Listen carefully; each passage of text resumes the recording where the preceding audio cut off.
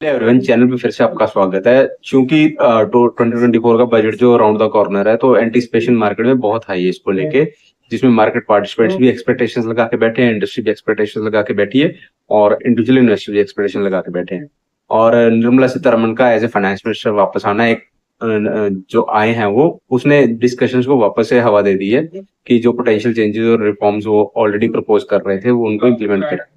इस वीडियो में हम डिटेल में समझेंगे कि वो प्राइमरी कंसर्न्स और एक्सपेक्टेशंस जो इक्विटी मार्केट अपकमिंग बजट से रख रही है। ठीक है, सबसे पहली जो मेजर कंसर्न है मार्केट का फाइनेंस मिनिस्टर से, that is capital gains tax.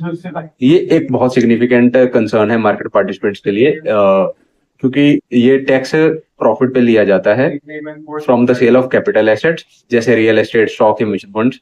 India में कैपिटल गेन टैक्स को दो कैटेगरीज में मेजरली डिवाइड किया गया है, शॉर्ट और लॉन्ग टर्म, और दोनों के दोनों अलग अलग टैक्स स्लैब्स अट्रैक्ट करती है। शॉर्ट टर्म कैपिटल गेन्स जो है वो इक्विटी एसेट्स पे अप्लाई होते हैं अगर वो 1 साल या उससे कम तक होल्ड किए गए हों, और इनके these gains are subject to 15% tax rate, जिसका मतलब है कि अगर एक इन्वेस्टर अपनी इक्विटी इन्वेस्टमेंट 1 साल से पहले सेल करता है तो उसे 15% टैक्स पे करना होगा प्रॉफिट्स पे।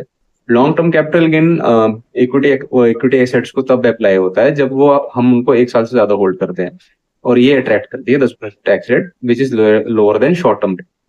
और unlisted shares in real estate, LTCG, जिसे हम long term capital gain tax कह रहे हैं, वो 20% तक भी चला जाता है। और डिफरेंस जो है टैक्स रेट्स में, वो लोगों को लॉन्ग टर्म इन्वेस्टमेंट करने को मजबूर करता है मार्केट में। दूसरा सबसे बड़ा चेंज जो लोग एक्सपेक्ट कर रहे हैं वो है डेट म्यूचुअल फंड में। लास्ट बजट गवर्नमेंट ने इंडेक्सेशन बेनिफिट हटा दिया था for long term capital gains on non equity mutual funds, यानी डेट म्यूचुअल फंड्स। और प्रीवियसली इन्वेस्टर्स जो डेट म्यूचुअल फंड होल्ड कर रहे थे more than 36 months were subject to 10% LTCG with benefit of indexation. लेकिन इंडेक्सेशन एडजस्ट करने के बाद purchase cost of mutual fund और यूनिट्स इन्फ्लेशन हो गई थी, देर बाय उनके जो टैक्सेबल गेन्स थे वो कम हो गए थे। However, on April 1, 2023, these gains are not taxed as short term और उस applicable tax rate पे irrespective of the holding period। तीसरा मेजर कंसर्न इंडस्ट्री को है। इंडस्ट्री चाहती है इन्वेस्टर्स को कि वो जो इन्वेस्टमेंट है उनको लॉन्गर टर्म के लिए होल्ड करके रखें। फाइनेंस इंडस्ट्री पुश कर रही है कि जो लॉन्ग टर्म इन्वेस्टर्स हैं वो अपने एसेट्स को क्वालिफाई कराएं एलटीसीजी के लिए। करंटली अगर आप किसी भी एसेट को एक सर्टेन पीरियड के लिए होल्ड करते हैं तो आपको एक लोअर टैक्स रेट पड़ता है। इंडस्ट्री चाहती है, फाइनेंस इंडस्ट्री की बात कर रहा हूँ, कि आपका एक होल्डिंग पीरियड ज्यादा से लंबा हो, ताकि आपको प्रॉफिट भी बने और टैक्सेशन में बेनिफिट मिल पाए। This is because they believe कि investor with long term view are more likely to make well considered decisions, और वो शॉर्ट टर्म मार्केट मूवमेंट्स को चेज नहीं करेंगे, तो जिससे ओवरऑल मार्केट में स्टेबिलिटी आएगी। चौथा मार्केट जो सबसे तगड़ा एक्सपेक्टेशन बजट से लगा के बैठी है वो है कि इन्वेस्टर्स के लिए टैक्सेस सिंप्लीफाई करे जाएंगे। दैट मीन्स कि यूनिफॉर्म रेट्स लाए जाएंगे। और ये रिक्वेस्ट है कि गवर्नमेंट जो प्रपोज किया गया कि इंडस्ट्री रिक्वेस्ट है कि सिंपल टैक्स सिस्टम लाया जाए, जिसमें वो गवर्नमेंट से ये चाहते हैं कि सेम टैक्स रेट एलटीसीजी के लिए हो, चाहे वो इन्वेस्टमेंट स्टॉक्स की हो, रियल एस्टेट की हो, अनलिस्टेड कंपनीज की हो। क्योंकि अभी जो tax LTCG tax rate apply किया जाता है डिफरेंट एसेट क्लास पे, वो एसेट क्लास पे डिपेंडेंट होता है। और यूनिफॉर्म रेट से ये होगा कि इन्वेस्टर्स के लिए समझना भी आसान होगा कि चाहे वो किसी में भी इन्वेस्ट करें उनको ऑलमोस्ट सेम टैक्स पड़ रहा है, और इससे वो लोग, ये चीज ज्यादा से ज्यादा लोगों को एनकरेज करेगी मार्केट में पार्टिसिपेट करने से। और टैक्सिंग जो इससे अगला कंसर्न है वो टैक्सिंग हाई फ्रीक्वेंसी ट्रेड्स मोर हेवीली। इंडस्ट्री का ये भी मानना है कि जो हाई फ्रीक्वेंसी ट्रेड्स हैं उनको भी मॉनिटर अच्छे से किया जाए। ये वो ट्रेडर्स हैं जो सोफिस्टिकेटेड कंप्यूटर प्रोग्राम यूज करते हैं लार्ज ज्यादा और तेजी से ट्रेड मारने के लिए। तो और कुछ लोग ये भी आर्ग्यू करते हैं कि जो हाई फ्रीक्वेंसी ट्रेडर्स हैं उनको अनफेयर एडवांटेज मिलता है over regular investors because of their technology. और एक टैक्स है सिक्योरिटी ट्रांजैक्शन टैक्स, जो ऑलरेडी इन पे अप्लाई किया जाता है। इंडस्ट्री चाहती है, पर्टिकुलर म्यूचुअल फंड्स ये प्रपोज कर रहे हैं कि ये टैक्स हायर होना चाहिए, बिकॉज दे बिलीव कि जो एचएफटी एक्टिविटी है वो म्यूचुअल फंड के को अपना पोर्टफोलियो इफेक्टिवली मैनेज करना मुश्किल कर देती है।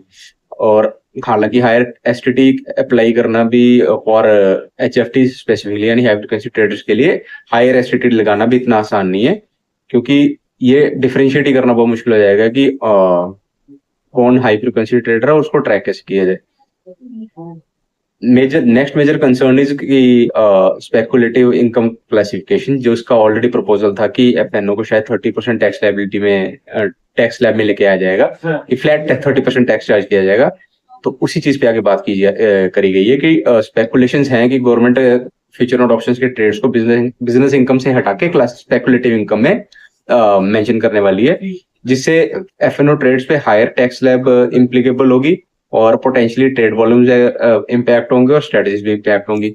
अगर एफएनओ इनकम को स्पेकुलेटिव इनकम में क्लासिफाई कर दिया जाता है तो ट्रेडर्स को हायर टैक्स लायबिलिटीज फेस करनी पड़ेंगी, जिससे रिटेल और इंस्टीट्यूशनल इन्वेस्टर्स दोनों सफर करेंगे।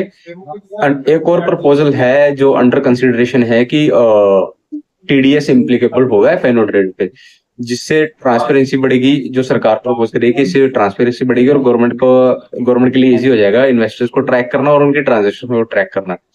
हालांकि TDS will improve transparency, but ये एक और जो छोटे ट्रेडर्स हैं उनके लिए एक कॉम्प्लेक्स चीज बन के आएगी, क्योंकि जो टीडीएस का मतलब ये टैक्स डिडक्टेगा एट सोर्स, तो ये रिटेल पार्टिसिपेशन को डिस्करेज करेगा और खास करके उनको जो छोटा मोटा प्रॉफिट कमा के जा रहे हैं। इन द एंड मैं यही कहना चाहूंगा कि अब आने वाला बजट है, क्योंकि सरकार तिबारा से आई है, तो ये एक सिग्निफिकेंट पोटेंशियल होल्ड करता है और मार्केट को भी पोटेंशियली बहुत अच्छे तरीके से, या जैसा भी बजट होगा उस हिसाब से इम्पैक्ट करेगा। की फोकस एरियाज जो है वो है capital gains tax, STT, changes in F and O transactions और मैनी मोर थिंग्स।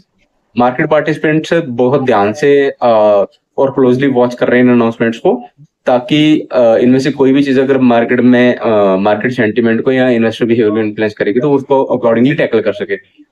अब देखने वाली चीज ये है कि चाहे बजट इन एक्सपेक्टेशंस को मीट करता है या नहीं करता है, या फिर कोई नया सरप्राइज लेके आता है, इट इज वेरी एडमेंट कि ये क्रूशियल रोल प्ले करेगा इंडियन इक्विटी मार्केट का फ्यूचर शेप करने में।